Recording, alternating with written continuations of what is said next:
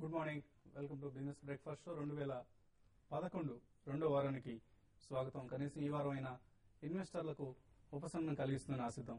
So 2011 మొదటి వారం investors కు పిడుగుపాటుగా పరిణమించింది, తీరని నష్టాలు మిగిల్చింది. ఒక సరళ రేఖల స్ట్రైట్ లైన్ లో మార్కెట్స్ పడిపోవడం గమనించాం లాస్ట్ ఫ్రైడే ప్రత్యేకించి.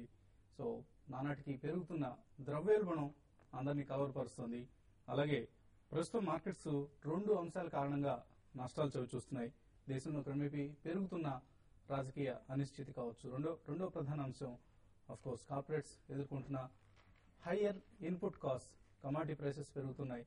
సో ఇది హయ్యర్ ఇన్పుట్ కాస్ట్ దారితీస్తుంది. అలాగే ఇంట్రెస్ట్ రేట్స్ క్రమేపీ పెరుగుతున్నాయి.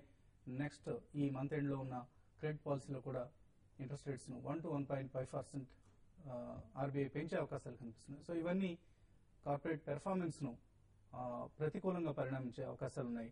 దీంతో మార్కెట్స్ ఒక పూర్ క్వార్టర్లీ ఎర్నింగ్స్ ను ప్రెడిక్ట్ చేస్తుంది. సమీప భవిష్యత్తులో కొంతమేరకు కార్పొరేట్ పెర్ఫార్మెన్స్ తగ్గే అవకాశాలు, డిక్లైన్స్ ఉంటాయన్న, మార్జిన్స్ తగ్గే అవకాశం ఉంటుందన్న అంచనాలతో ప్రస్తుతం మార్కెట్స్ లో సెల్లింగ్ ప్రెషర్ ఎదురవుతోంది. సో దీనే ప్రధాన కారణం చెప్పుకోవచ్చు. లాస్ట్ వీక్ సెన్సెక్స్, నిఫ్టీలు సుమారుగా 4% వరకు నష్టపోయాయి. భారీ వాల్యూమ్స్ తో నష్టపోయాయి. అది కూడా మనం గమనించాల్సిన అంశం. సో గ్లోబల్ మార్కెట్స్ ను ప్రస్తుతం మన మార్కెట్స్ అండర్ పెర్ఫార్మ్ చేస్తున్నాయి. Last week all major global indices 1 to 3% లాభపడితే మన ఇండిసెస్ మాత్రం 3 to 4% నష్టపోయాయి. సో ఇది ఒక ప్రతికూల పరిణామం. ఇయర్ బిగినింగ్ లోనే ఇలా జరగడం ఇన్ఫాక్ట్ అందరినీ కలవరపరుస్తుంది. అలాగే లాస్ట్ వీక్ ఇండిసెస్ గమనిస్తున్నాం. Banking index 6.5%, auto index 7.3%, metals, ప్రత్యేకించి మెటల్స్ చెప్పుకోవాల్సిన అవసరం ఉంది. ఎందుకంటే లాస్ట్ ఫ్యూ వీక్స్ గా మెటల్స్ అవుట్ పెర్ఫార్మ్ చేశాయి ఇతర సెక్టర్స్ ను. బట్ లాస్ట్ వీక్ మాత్రం మెటల్స్ కూడా పడిపోయాయి ఆల్మోస్ట్ 3.73%. ఇది ఒక ట్రెండ్ రివర్సల్ గా తీసుకోవాల్సి ఉంటుందా మెటల్స్ లో అన్న ఉద్దేశం కూడా మనకు కలుగుతుంది ఈ ఫాల్ గమనిస్తే. అలాగే stocks wise there were no exceptions. Bajaj Auto, Tata Motors, Ambuja Cements, all front line stocks, Maruti, ICICI bank, SBI, IndusInd, ONGC, DLF, ఇలా ఆల్ సెక్టర్స్ సంబంధించిన స్టాక్స్ లోను ఇంక్లూడింగ్ ఐటీ స్టాక్స్ లో కూడా నష్టాలు గమనించాం. సో బ్యాంకింగ్ ప్యాక్ ప్రధానంగా బ్యాంకింగ్ స్టాక్స్ అలాగే ఆటో స్టాక్స్ ఈ ఫాల్ ను లీడ్ చేస్తున్నాయని చెప్పుకోవచ్చు. So but at the same time కొన్ని అవుట్ పెర్ఫార్మెన్స్ మనం గమనిస్తున్నాం. జిందాల్ సా పైప్స్ లాంటివి, Bata India, Jain Irrigation. But they are minor instances అని చెప్పుకోవచ్చు. మెజారిటీ ఆఫ్ ది స్టాక్స్ నష్టాలు చవి చూసాయి. సో మిడ్ క్యాప్స్ ను పిక్ చేయడానికి దీని ఒక బెస్ట్ ఆపర్చునిటీగా వినియోగించుకోవచ్చు.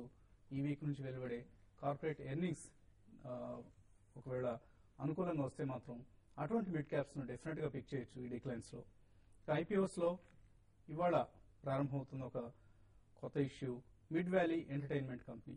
చాలా పూర్ ఫండమెంటల్స్ తో వస్తుంది ఈ కంపెనీ. చెన్నైకి సంబంధించిన కంపెనీ ఇది. ఫిల్మ్ ఎగ్జిబిషన్ లో ప్రధానంగా కంపెనీ ఆదాయం ఫిల్మ్ ఎగ్జిబిషన్ నుంచి వస్తుంది. అంటే థియేటర్స్ రన్ చేస్తుంది ఈ కంపెనీ. అలాగే కొన్ని సినిమాలు కూడా తీసిన అనుభవం ఉంది కంపెనీకి. బట్ ఇష్యూ మాత్రం అవాయిడ్ చేయొచ్చు. 64 to 70 రూపీస్ ప్రైస్ పాయింట్ తో ఇష్యూ వస్తుంది. Mid valley entertainment. ఇక మార్కెట్ సంబంధించిన ఇతర అంశాలపై మనతో మాట్లాడేందుకు అనలిస్ట్ కుటుంబరావు గారు అలాగే శేష్ గారు సిద్ధంగా ఉన్నారు. సో కుటుంబరావు, ఓవరాల్ గా లాస్ట్ వీక్ చాలా డిసప్పాయింట్ చేసింది. ఈ వారం మనం of course corporate earnings start కాబోతున్నాయి. సో ఎటువంటి షార్ట్ టర్మ్ ట్రెండ్ మీరు ఎక్స్పెక్ట్ చేస్తున్నారు? షార్ట్ టర్మ్ ట్రెండ్ మాత్రం వీకిష్ గానే ఉందండి. ఎందుకంటే లాస్ట్ వీక్ చాలా టెక్నికల్ సపోర్ట్స్ అన్ని కూడా బ్రేక్ చేసుకున్నాయి అనమాట ఇండిసెస్. కాబట్టి డెఫినెట్లీ ఎవ్రీ ర్యాలీ, ఏదైనా మైనర్ ర్యాలీ వచ్చినా సరే ఏదైనా పాజిటివ్ ట్రిజర్ వచ్చి హెవీ రెసిస్టెన్స్ ఫేస్ చేసే పాసిబిలిటీ ఉంటుంది. ఎందుకంటే టెక్నికలీ 59 కిందకి రావటమే Nifty last week ending on Friday నాడు అనమాట చాలా వీక్ సిగ్నల్ అని చెప్పేసి మనం అనుకోవచ్చు. అయితే ఈ వారం 3 ఇంపార్టెంట్ ఈవెంట్స్ ఉన్నాయి విచ్ కెన్ డిక్టేట్ అనమాట మార్కెట్ గమనాన్ని. ఫస్ట్ ఐఐపీ నెంబర్స్ ఉన్నాయి, మళ్ళీ తర్వాత హోల్సేల్ ప్రైస్ ఇండెక్స్ నెంబర్స్ ఉన్నాయి, మళ్ళీ ఇటు ఇన్ఫోసిస్ రిజల్ట్స్ ఉన్నాయి.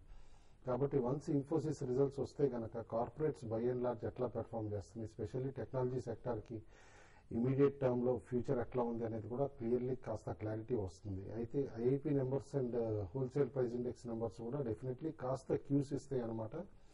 దాన్ని బట్టే ఇటు ఆర్బీఐ పాలసీ మీటింగ్ లో కూడా డెసిషన్స్ డిక్టేట్ అవ్వచ్చు. జనవరి 25 నాడు అయ్యే policy meeting. But all in all చూస్తూ ఉంటే లాస్ట్ వీక్ కాస్త ప్యానిక్ ఓవర్ డన్ అన్నట్టు అనిపిస్తుంది అనమాట. ఎందుకంటే క్లియర్లీ ఒకసారి పీసీఆర్ రేషియో 1.25 నుంచి 1.03 దాకా పడతాం. బట్ వన్ కంఫర్ట్ లెవెల్ ఏంటంటే ఓపెన్ ఇంట్రెస్ట్ కూడా బాగా తక్కువ ఉంది, 1,32,000 crores ఉందన్నమాట. కాబట్టి ఎనీ స్మాల్ ర్యాలీ వచ్చినా కూడా కాస్త వాల్యూమ్ యాక్షన్ ఉంటే కనుక డెఫినెట్లీ ఇండిసెస్ని షార్ప్గా పైకి తీసుకెళ్లే పాసిబిలిటీ కూడా ఉంటుంది. But on down side key supports violate కాకూడదు అనమాట. 5860 దగ్గర నిఫ్టీకి స్ట్రాంగ్ సపోర్ట్ ఉంది. అది కనుక వైలేట్ అయితే రీసెంట్లో 5720 ఏది ఉందో అది టెస్ట్ చేసే పాసిబిలిటీ మనం రూల్ అవుట్ చేయలేం. ఆన్ అప్ సైడ్ మాత్రం క్లియర్లీ 594060 బ్యాండ్ క్రూషియల్ అవుతుంది వాళ్ళు ఎట్ సమ్ పాయింట్ అనమాట. ఆ లెవెల్ అటెంప్ట్ కూడా చేయొచ్చు 5940. అది క్రాస్ అయితే కనుక కాస్త సేఫ్టీ జోన్లోకి వెళ్తామని చెప్పేసి అనుకుంటున్నాం. ఓకే అండి. సో ఇంతకుముందు గ్లోబల్ మార్కెట్స్ మీద డిపెండ్ అయ్యేవాళ్ళం మనం. ఇప్పుడు మన ఓన్ ప్రాబ్లమ్స్ మనకున్నాయి, మన సమస్యలతో మనం సతమతం అవుతున్నాం. లైక్ హై ఇన్ఫ్లేషన్ కావచ్చు, ఇతర ఇష్యూలు కావచ్చు. సో మీరు ఎటువంటి at least medium to long term outlook still intact ఉందా, లేదా అది కూడా వీక్ గా కనిపిస్తుంది? ఒకటి లాస్ట్ ఫ్రైడే వచ్చిన ఫాల్ అయితే చాలా అసలు ఒక లాస్ట్ మినిట్ వరకు కూడా నిఫ్టీ ఫీచర్ కానీ అదర్ స్టాక్స్ లో కానీ హెవీ సెల్లింగ్ అనేది చూసాము. అయితే షార్ట్ టర్మ్ కి మార్కెట్ ఇక్కడ నుంచి ఇంకోటి గ్లోబల్ మార్కెట్స్ రీసెంట్ గా చూస్తే అవి కూడా బాగా పెరగడం జరిగింది. అవి కానీ ఇక్కడ నుంచి కరెక్ట్ అయ్యాయంటే మాత్రం మన మార్కెట్ ఇంకా ఫర్దర్ గా వీక్ అయ్యే అవకాశం ఉంది. ఈవెన్ మనకి ఇప్పుడున్న ఎర్నింగ్స్ చాలా అనుకున్న దానికన్నా సర్ప్రైజెస్ పాజిటివ్ సర్ప్రైజెస్ ఇస్తే మాత్రం మార్కెట్స్ ఫర్దర్ గా పడకుండా కొంచెం ఆగిపోవడానికి అవకాశం ఉంది. ఏదైనా కూడా ఇది ఈ విధంగా మన మార్కెట్స్ ప్రధానంగా పడడానికి ఏంటంటే మెయిన్ ముఖ్యంగా చెప్పాలంటే సెంట్రల్ గవర్నమెంట్ అని చెప్పొచ్చు. మనకి వాళ్ళు తీసుకున్న డెసిషన్స్ కానీ తర్వాత వాళ్ళ కాన్సన్ట్రేషన్ అనేది అసలు ఏ మాత్రం లేకుండా కంప్లీట్ గా పొలిటికల్ అన్సర్టెనిటీ ఉంది. దీనివల్ల బాగా మార్కెట్ పడిపోయింది. దీంతో పాటు ఫుడ్ ఇన్ఫ్లేషన్ అనేది చాలా ఆల్ టైమ్ హైస్ లో ఉండడము, ఇప్పుడే ఈ సీజన్ లో ఈ విధంగా ఉంటే నెక్స్ట్ 2-3 నెలలు ఇంకా ఫర్దర్ గా పెరగడానికి కూడా అవకాశం ఉంది.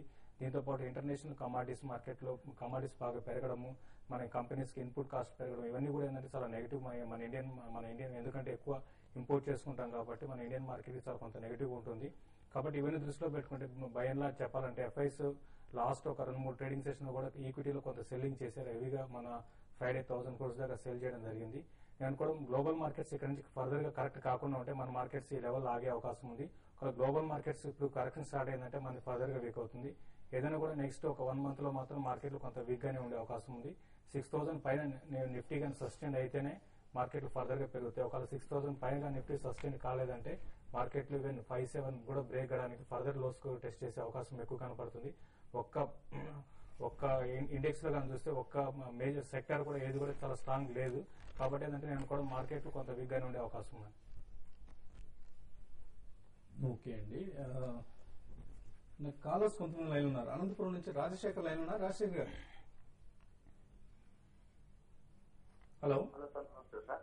నమస్తే అండి. సార్ మేము కొత్తగా ఎంటర్ అయినాం సార్ మార్కెట్ లోకి. లాంగ్ హోల్డింగ్ వచ్చేసి మంచిగా ఉంటుంది సార్. ట్రేడింగ్ చేస్తున్నారా మీరు, ఇన్వెస్ట్ చేస్తున్నారండి? లేదు sir, long holding only investment sir. Only investments. ఎంత ఇన్వెస్ట్ చేశారు ఇప్పటి వరకు? ఒక 10 years అట్లా అనుకుంటున్నాం సార్. 10 years ఇన్వెస్ట్ చేద్దాం. నేను చేసేది ₹70 తీసుకున్నాను సార్, ఒక 500 షేర్లు. ఇలా అంతే సార్, నన్ను తర్వాత ఏం తీసుకోలేదు సార్. సో ఒకే ఒక స్టాక్ తీసుకున్నారు ఇప్పటి వరకు. ఏం చేస్తుంటారు రాజశేఖర్ మీరు? సార్ మేము టీచర్ సార్. టీచర్ గా పనిచేస్తున్నారు గవర్నమెంట్ స్కూల్లో అండి? అవును సార్. ఓకే అండి. సో ఆయన చిన్నపాటి ప్రొఫైల్ ఇవ్వడం జరిగింది మనకి రాజశేఖర్. సెసగోవా ఈ స్టాక్ లో ఎంటర్ అయి ఉన్నారు. ఇంకా ఇతర స్టాక్స్ లాంగ్ టర్మ్ మీరు వేటిని సజెస్ట్ చేస్తారు? లాంగ్ టర్మ్ కంటే కనుక న్యూ ఇన్వెస్టర్స్ కి ఫ్రంట్ లైన్ స్టాక్స్ సేఫ్టీ అండి. ఎందుకంటే specially Sensex and Nifty stocks అనమాట. అందులో కూడా డైవర్సిఫైడ్ కాంగ్లోమరేట్స్ ఏవైతే ఉన్నాయో అవి ప్రిఫర్ చేయాలి. ఎందుకంటే ఓవర్ పీరియడ్ వాల్యూ కూడా అన్లాక్ అవుతుంది. As of now road map ఇచ్చిన దాన్ని బట్టి ఎల్ఎన్టీ అండ్ రిలయన్స్ మాత్రం సజెస్ట్ చేస్తాను అనమాట. ఆయన లాంగ్ టర్మ్ కి డెఫినెట్లీ ఒక 50 షేర్స్ అట్లా హోల్డ్ చేసి ఉంటే కనుక both the companies can sustain even for another 1 decade without any doubt అనమాట. కాబట్టి and at some point value కూడా అన్లాక్ అయ్యి క్లియర్లీ వెల్త్ క్రియేటర్స్ అవుతాయి అని చెప్పేసి అనుకుంటున్నాను. ఓకే అండి. నెక్స్ట్ కాలర్ వెంకటేశ్వర్లు హైదరాబాద్ నుంచి ఉన్నారు. వెంకటేశ్వర్ గారు. సార్ ముగ్గురికి happy new year. Thank you. Wish the same అండి. Thank you sir. నా దగ్గర ఎడ్యూకాంప్ ₹750 యావరేజ్ లో 250 షేర్లు హోల్డింగ్ ఉంటుంది. ఓకే అండి. ఇది లాంగ్ టర్మ్ కనే కొన్నాను నేను. ఇంకా 2 ఏళ్ళు 3 ఏళ్ళు ఇస్తాను. ఉంచొచ్చా, లాస్ బుక్ చేసుకుని బయటపడాలా? కుటుంబంగా చెప్తాను. ఎడ్యూకాంప్ ఒక్కటండి ఎడ్యుకేషన్ స్టాక్స్ లో స్లోలీ ఏంటంటే 1 by 1 కొత్త లిస్టింగ్స్ వస్తున్నప్పుడు లైక్ కెరియర్ పాయింట్ కానీ ఇటు అదర్ ఇన్వెస్ట్మెంట్స్ కూడా ఎవరాన్ లో కానీ ఎట్సర్ లో కానీ పెరుగుతున్న కొద్దికి కాస్త కాంపిటీషన్ పెరుగుతుంది. But definitely Educomp is the leader అనమాట in the space. But all education stocks లో రీసెంట్ కరెక్షన్ ఏదైతే వచ్చిందో అది నేను అనుకోవటం కాస్త కంప్లీట్ అయిపోయిందని చెప్పేసి నేను అనుకున్నా. కరెంట్ లెవెల్స్ నుంచి డౌన్ సైడ్ మాత్రం కాస్త లిమిటెడ్. బట్ ఈ Q3 రిజల్ట్ కేర్ఫుల్ గా వాచ్ చేయండి. మార్జిన్ ప్రెషర్ కనుక కనపడకపోతే Q3 రిజల్ట్ డెఫినెట్లీ హోల్డ్ చేయండి అనమాట. బట్ అదర్వైజ్ డెఫినెట్లీ ఇది F&O స్టాక్ కూడా కాబట్టి మీకు ట్రేడింగ్ ఆపర్చునిటీస్ కూడా ఇస్తుంది. కాబట్టి కేర్ఫుల్ గా వాచ్ చేస్తే కనుక ట్రేడ్ చేసుకుని ఎగ్జిట్ అవడానికి ప్రయత్నం చేయండి. ఎందుకంటే Q3 రిజల్ట్ బాగోకపోతే మాత్రం స్టాక్ షార్ప్ గా కరెక్ట్ అయ్యే పాసిబిలిటీ ఉంటుంది. ఓకే అండి. SGX నిఫ్టీ జస్ట్ 8 పాయింట్స్ లాభంతో ట్రేడ్ అవుతుంది. ఒక చిన్న బ్రేక్ తీసుకున్నాం ఇప్పుడు.